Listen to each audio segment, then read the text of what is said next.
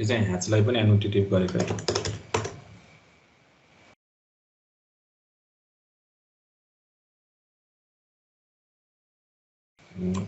अब चाहिँ यो ह्याच पनि एनोटेटिभ भयो।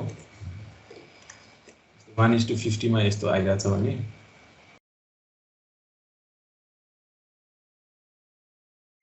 अब 1:10 मा पनि मिलेर यही सानै आउँछ होला। यहाँ आउँदैन।